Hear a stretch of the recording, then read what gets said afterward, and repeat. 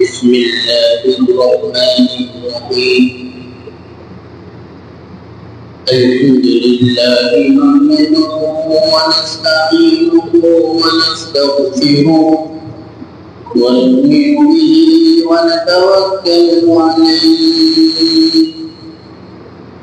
ونعوذ بالله من شرور أنفسنا ومن سيئات أعمالنا من يهده الله فلا مضل له ومن يضلل فلا هادي له ونشهد أن لا إله إلا الله وحده لا شريك له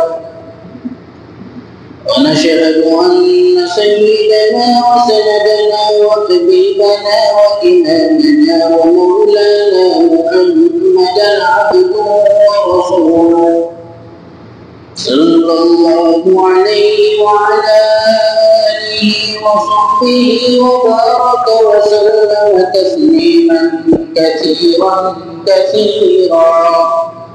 أما بعد فأعوذ بالله من الشيطان الرجيم بسم الله الرحمن الرحيم لقد من الله على المؤمنين إذ بعث فيهم رسولا وقال النبي صلى الله عليه وسلم إنما بعثتم لأتمم مكارم الأخلاق أو كما قال رسول الله صلى الله عليه وسلم.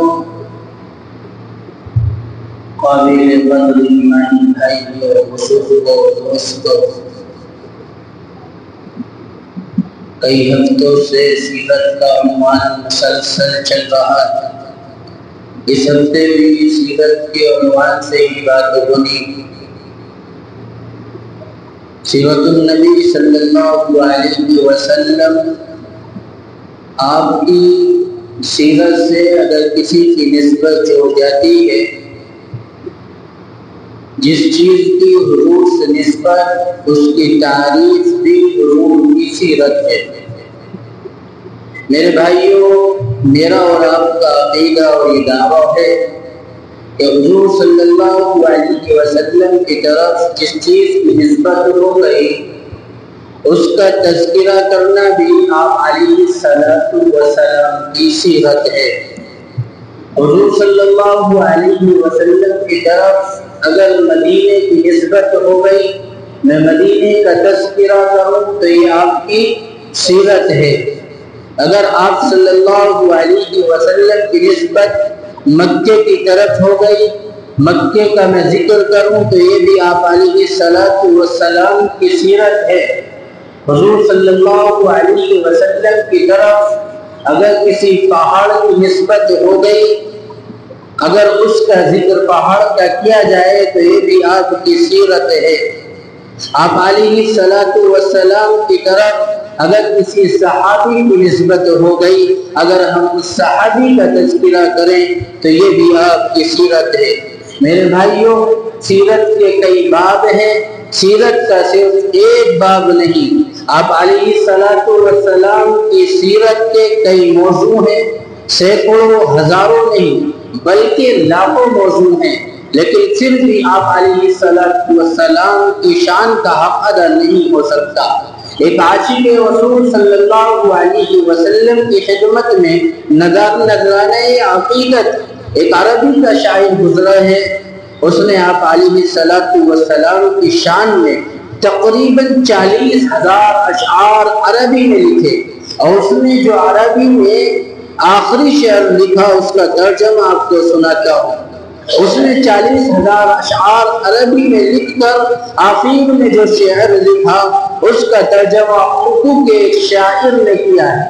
اردو کے ایک شاعر نے اس طرح کیا: تھکی ہے فکر رسا مدح باقی ہے، قلب ہے آبلا پا مدح باقی ہے، ورق تمام ہوا مدح باقی ہے، تمام عمر لکھا مدح باقی ہے، 40,000 اشعار لکھنے کے بعد وہ کہتا ہے کہ جو میری 40 سالہ زندگی 40 سال کی فکر ہے یہ نچوڑ دی گئی ہے، یہ ختم کر دی گئی ہے، اور رسول اللہ صلی اللہ علیہ وسلم کی تعریف ابھی باقی ہے۔ یہ نبی علیہ السلام کی شان ہے، نبی علیہ السلام کے غلاموں کے غلام۔ میرے بھائیوں، بزرگوں، دوستوں، ہم اللہ کے نبی علیہ السلام کے غلام ہیں، ہم یہ جانتے ہیں، لیکن نبی کے غلاموں کے بھی غلام ہیں۔ وہ نبی کے غلام جو صحابہ کرام کہتے ہیں، وہ آپ کی ہر بات پر جان کو نثار کرنا چاہتے ہیں، ہر چیز پر اپنی جان کو قربان کرنا چاہتے ہیں۔ میرے بزرگوں، دوستوں، اللہ کے نبی علیہ السلام کے یہ صحابہ ہمارے بھی غلام ہیں، یعنی اللہ تبارک و تعالیٰ کے نبی کے غلام ہیں، تو مطلب یہ ہوا کہ ہم غلاموں کے غلام ہوئے۔ اب جب انسان غلاموں کا غلام ہوا تو اس کو زندگی بھی اسی لیول میں رہ کر گزارنی ہوگی۔ اس شخص کے اندر پہلے شخص سے زیادہ عشق ہے۔ ایک نے کہا بزرگ جی میں تیرا نوکر ہوں، دوسرا کہتا ہے میں تمہارے نوکروں کا بھی نوکر ہوں، ایک شخص کہتا ہے کہ میں نبی صلی اللہ علیہ وسلم کا غلام ہوں، میں کہتا ہوں میں نبی علیہ السلام کے غلاموں کا بھی غلام ہوں۔ سپاہی صحابہ کا معنی بھی یہی ہے کہ رسول اللہ صلی اللہ علیہ وسلم کے غلام ہم ابو بکر صدیق رضی اللہ عنہ کے غلام کیوں ہیں؟ اس لیے کہ ابو بکر رضی اللہ عنہ آپ علیہ السلام کے غلام ہیں۔ معلوم ہی ہوا ہم عتبہ اور شیبہ کے غلام کیوں نہیں، ہم اخنس بن شریف کے غلام کیوں نہیں؟ اس لیے کہ وہ نبی کے غلام نہیں تھے، وہ نبی کے سپاہی نہیں تھے۔ نبی صلی اللہ علیہ وسلم کے غلام ابو بکر رضی اللہ عنہ ہیں، ہم اس کے بھی غلام یعنی نبی علیہ السلام کے غلاموں کے بھی غلام ہیں۔ جیسے حبشہ کے کالے رنگ کا بلال میرے بھائیوں آپ کا غلام ہے، ہم اس غلام کے بھی غلام ہیں۔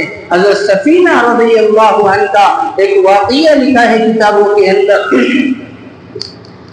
آج میں وہی لفظ کہتا ہوں جو حضرت سفینہ رضی اللہ عنہ نے ایک جنگل کے شیر سے کہے تھے۔ پیغمبر کے صحابی سفینہ رضی اللہ عنہ کہتے ہیں جنگل میں ایک سفر کرتے ہیں اور جنگل کا ایک شیر آپ پر حملہ آور ہوا، آپ کے سامنے آیا۔ حضرت سفینہ رضی اللہ عنہ نے اسے صرف یہ کہا کہ اے شیر میں محمد کا غلام ہوں، میں محمد کا غلام ہوں۔ شیر نے فوراً اپنا سر نیچے کر دیا، نیچے جھکا دیا اور دم پر حضرت سفینہ رضی اللہ عنہ اس کی پشت پر فوراً بیٹھ گئے اور شیر مدینہ منورہ تک حضرت سفینہ رضی اللہ عنہ کو چھوڑنے کے لیے پہنچا۔ حضرت سفینہ نے یہ سارا واقعہ آپ علیہ السلام سے ذکر کیا، بیان کیا۔ اے اللہ کے رسول صلی اللہ علیہ وسلم، میرے ساتھ میں سفر کے اندر یہ معاملہ پیش آیا، مجھے یہ پتہ نہیں ہے کہ جب میں نے اس کو کہا کہ میں رسول اللہ کا غلام ہوں تو آگے سے شیر سر جھکا کر کچھ کہتا تھا، لیکن میں اس کی بات کو نہیں سمجھ پایا۔ اللہ کے نبی علیہ السلام بیان فرماتے ہیں سفینہ تیرے یہاں پہنچنے سے پہلے مجھے حضرت جبرائیل علیہ السلام نے خبر دی تھی اور فرمایا تھا کہ سفینہ اگر تو محمد کا غلام ہے تو میں محمد کے غلاموں کا بھی غلام ہوں۔ میرے بھائی بزرگوں دوستو، یہ واقعات کتابوں کے اندر بھرے پڑے ہیں، موجود ہیں۔ معلوم یہ ہوتا ہے کہ جو بندہ نبی علیہ السلام کی غلامی میں زندگی بسر کرتا ہے اور غلاموں کو بھی غلامی میں زندگی بسر کرتا ہے، وہ انسان کامیاب اور کامران ہو سکتا ہے۔ سیرت نبی صلی اللہ علیہ وسلم کا ایک انوکھا انداز ہے، ایک انوکھا پہلو ہے۔ اللہ کے نبی علیہ السلام अलैहिस्सलाम को नबी अल्लाह तबारक व तआला ने इस दुनिया के अंदर भेजा। सैकड़ों अनबिया आए, हजारों अनबिया आए, लाखों की तादाद में आए। मेरे भाइयों, अगर आप सीरत पर जाएं, मालूम होगा किताबों के अंदर हजरत आदम अला नबीना व अलैहिस्सलातु वस्सलाम को अल्लाह तबारक व तआला ने पैदा किया और पैदा करने के बाद में एहसान नहीं जतलाया। हजरत आदम के बाद में नूह भी आए, हजरत नूह अलैहिस्सलाम आए, हजरत इदरीस अलैहिस्सलाम आए, हजरत शीश अलैहिस्सलातु वस्सलाम आए, हजरत शुएब अलैहिस्सलातु वस्सलाम आए। अल्लाह तबारक व तआला ने एहसान नहीं जतलाया। मेरे बुजुर्गों, आगे चलिएगा, और भी नबियों की एक लंबी कतार है, नबियों की एक लंबी फहरिस्त है। ईसा अला नबीना व अलैहिस्सलातु वस्सलाम आखिर में आते हैं, लेकिन मेरे भाइयों, अल्लाह ताला ने एहसान नहीं जतलाया, अल्लाह ताला ने एहसान नहीं किया इस उम्मत के तबके पर, इस उम्मत के इंसानों पर कि अल्लाह तबारक व तआला ने कोई एहसान किया। अल्लाह तबारक व तआला ने हर चीज से नवाजा, हर चीज दी है, दिन भी दिया है, रात भी दी है, कश्तियां भी दी है, बहरी जहाज भी दिए है, बहरी साजो सामान भी दिया है, बर्री भी दिया है, हर कुछ दिया है। लेकिन मेरे बुजुर्गों, अल्लाह तबारक व तआला ने कभी एहसान नहीं जतलाया। लेकिन आखिर में चलिएगा, अल्लाह के नबी अलैहिस्सलातु वस्सलाम इस धरती पर, आसमान के नीचे, जमीन के ऊपर जब अल्लाह तबारक व तआला नाज़िल फरमाता है और भेजता है अपने नबी को, तो क्या फरमाता है? लक़द मन्नल्लाहु अलल मुमिनीन इज़ बअस फ़ीहिम रसूला। हकीकत में हमने लोगों पर रसूल भेजकर अब एहसान किया है कि हमने तुम्ही में से एक रसूल को भेजा, तुम्हारी शक्ल सूरत का, ताकि वो कुरान करीम की आयत पढ़कर तुमको सिखाए, हिकमत की तालीम दे, बाकी बयान करे, सब कुछ तुमको बताए। ये अल्लाह तबारक व तआला ने एहसान जतला दिया और बता दिया कि जब तक इस दुनिया के अंदर तुमको जीना होगा, अगर तुम कामयाब और कामयान होना चाहते हो, जिस तरीके से सहाबा कामयाब हुए, जिस तरीके से सहाबा के बाद में आने वाले तबे तबाईन कामयाब हुए, बुजुर्गाने दीन कामयाब हुए, उलमा ने हम तक इस दीन को पहुंचाया, वो कामयाब और कामरान हुए, वो अपनी जिंदगी गुजारकर इस दुनिया से रुखसत हो गए। वैसे ही हमको भी उसी नमूने के तहत, उसी आइडियल के तहत, उसी नबी की सीरत के मुताबिक अगर हम अपनी जिंदगी को, अपने अमाल को ढालेंगे, अपनी जिंदगी को नबी के तरीके के मुताबिक गुजारेंगे, तो याद रखिएगा हमारी जिंदगी कामयाब और कामयाब हो जाएगी। मालूम ये होता है कि अल्लाह के नबी अलैहिस्सलातु वस्सलाम की जिंदगी के मुताबिक जिस बंदे ने जिंदगी गुजारी, ये तो उन लोगों की मोहब्बत का तकाजा था, उन बुजुर्गों की मोहब्बत का तकाजा था। सहाबा इकराम रज़ियल्लाहु अन्हु के बारे में आता है, अन्हुम अजमाइन के बारे में आता है कि अल्लाह के नबी अलैहिस्सलातु वस्सलाम से बेपनाह की मोहब्बत फरमाते थे, इतनी मोहब्बत करते थे कि आपका वजू का पानी, और आगे बढ़कर कहिएगा तो मेरे भाइयों बुजुर्गों दोस्तों, आपके पसीने को नीचे नहीं गिरने देते थे, आपके वजू के पानी को जमीन पर एक कतरे को नहीं गिरने देते थे। ये मोहब्बत नबी अलैहिस्सलातु वस्सलाम से सहाबा इकराम की थी।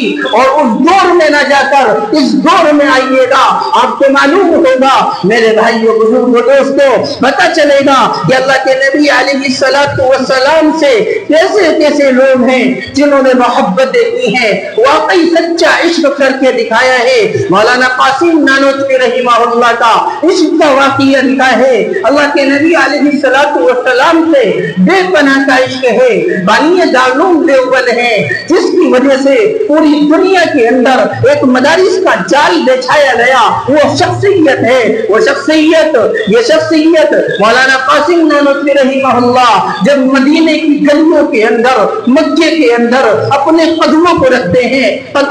مکے کے اندر داخل ہونے سے پہلے تقریباً لکھا ہے کتابوں کے اندر 7 میل پہلے اپنے جوتوں کو اتار لیتے ہیں, اپنے چپلوں کو اتار لیتے ہیں اور پیدل مدینے کی گلیوں میں چلتے ہیں, پیدل مدینے کی زمین پہ چلتے ہیں. کسی نے کہا کہ یہ پتھروں کی زمین ہے, یہ سنگریزوں کی زمین ہے, کون سے لہو لہان ہو جائیں گے.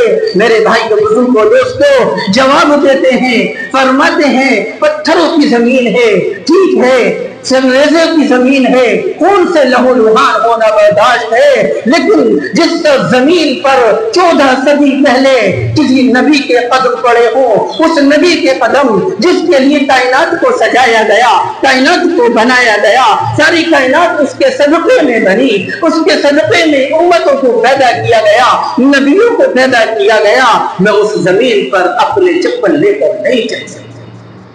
میرے بھائیوں بزرگوں دوستو کیا لکھتے ہیں, شعر کے انداز میں کہتے ہیں, ایک قصیدہ ہے, سب سے پہلے مشیت کے انوار سے نقش روئے محمد بنایا گیا, سب سے پہلے مشیت کے انوار سے نقش روئے محمد بنایا گیا, پھر اسی نقش سے مانگ کر روشنی بزم کونوں مکا کو سجایا گیا. وہ محمد بھی, احمد بھی, محمود بھی, حسن مطلب کا شاہد بھی, مشہود بھی, علم و حکمت میں وہ غیر محدود بھی, ظاہراً امیوں میں اٹھایا گیا, اس کی شفقت ہے بے حد و بے انتہا, اس کی رحمت تخیل سے بے ماورا. جو بھی عالم جہاں میں بنایا گیا, اس کی رحمت سے اس کو بسایا گیا. حشر کا غم مجھے کس لیے ہوا ہے اے قاسم, میرا آقا ہے وہ میرا مولا ہے, وہ جس کے دامن میں جنت بسائی گئی, جس کے ہاتھوں میں کوثر کو لٹایا گیا. میرے بھائیوں بزرگوں دوستو, یہ مولانا قاسم نانوتوی رحمہ اللہ ہے, انہوں نے اپنی عاشقی, اپنا عشق نبی سے ثابت کرتا دکھایا, اور بھی بہت سے بزرگوں کے واقعے لکھے ہیں. میرے بھائیوں, اگر ہم واقعی نبی علیہ السلام سے سچی محبت کرنے والے ہیں, سچا پیار کرنے کا دعویٰ کرتے ہیں, سچا عشق کا دعویٰ کرتے ہیں, تو میرے بھائیوں آپ کی بتائی ہوئی باتوں پر عمل کرنا.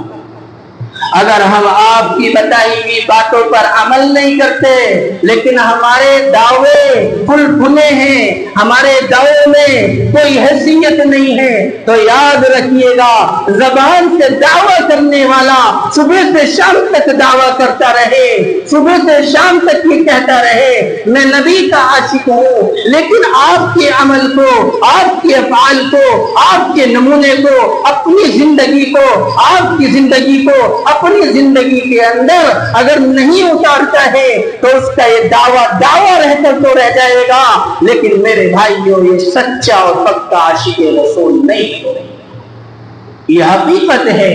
آج ہم نے میرے بھائیوں صرف یہ سوچ لیا کہ اپنی زبان سے بات کہتے رہیں, زبان سے یہ کہتے رہیں کہ نبی کے عاشق ہیں, نبی پر جان دینے کو قربان ہیں, لیکن جب نبی کے کام کی بات آئے تو اپنے آپ کو پھیر لیتے ہیں, جب نبی کے دین کی بات آئے تو ہم اس پر نہیں اتریں گے, ہم اس پر نہیں چلیں گے, ہم اس کو اپنی زندگی کے اندر نہیں ڈالیں گے.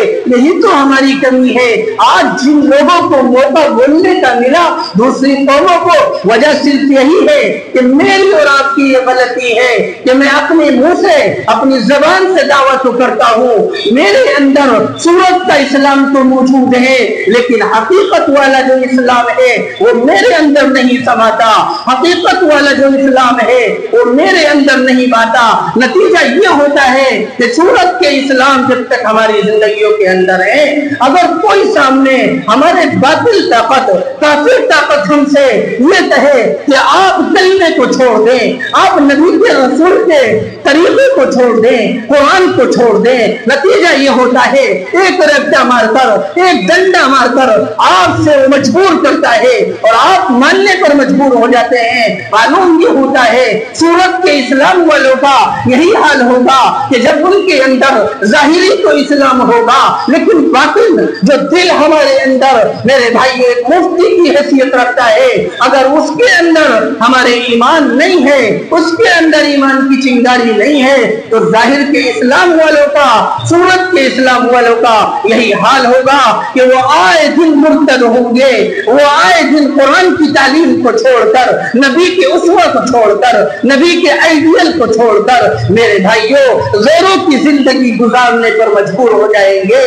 لیکن میرے بزرگوں دوستو، اگر ہمارے اندر حقیقت کا ایمان موجود ہوگا، حقیقت میں ہم سچے اور پکے عاشق رسول ہوں گے، تو یاد رکھیے گا دنیا کی کوئی طاقت ہمارے ایمان کو نہیں چھین سکتی، وہ چاہے کتنی بھی بڑی سپر طاقت ہو۔ آپ صحابہ سے اٹھائیے، بزرگان دین سے مثالیں اٹھا لیجئے، کیسے لوگ تھے، کیسے بزرگان دین موجود تھے۔ صحابہ اکرام نے پتھر کھائے ہیں، دیگوں کے اندر بھون دیا گیا ہے، جلا دیا گیا ہے، دیواروں کے اندر غلمے کے ٹھوک کا چپا کر دیا گیا ہے، لیکن اس کے باوجود صحابہ نے ایمان سے میرے بھائیوں اپنے ایمان کو نہیں چھوڑا، نبی کے دامن کو نہیں چھوڑا۔ معلوم یہ ہوا کہ ان کے اندر حقیقت والا ایمان تھا، ان کے اندر صورت کے ساتھ میں حقیقت کا ایمان پہلے تھا، صورت کا ایمان بعد میں تھا۔ لیکن ہمارے پاس میں صورت والا ایمان ہے، ظاہری ایمان ہے، نتیجہ یہ ہوتا ہے کوئی ہم سے کچھ کہلوانا چاہتا ہے تو ہم دبش میں آ کر میرے بھائیوں کہنے پر مجبور ہوتے ہیں، اور مجبور نہیں ہوتے ہیں۔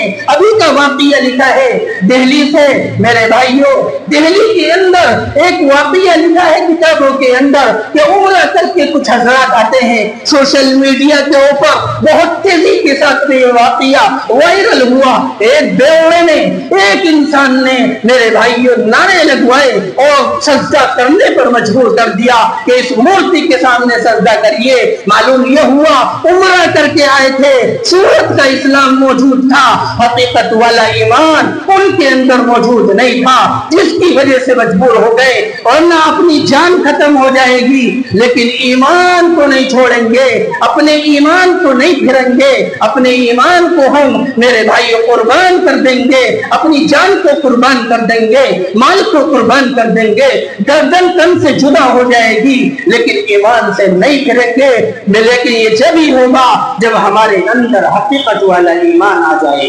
اللہ سے دعا کریں کہ اللہ تبارک و تعالی صورت کے ایمان سے ہماری حفاظت فرمائے، بلکہ حقیقت والا ایمان ہمیں نصیب فرمائے، حقیقت کے اندر اللہ کے نبی علیہ السلام کی زندگی کے مطابق اپنی زندگی کو گزارنے والا بنائے۔ وآخر دعوانا ان الحمد للہ رب العالمین۔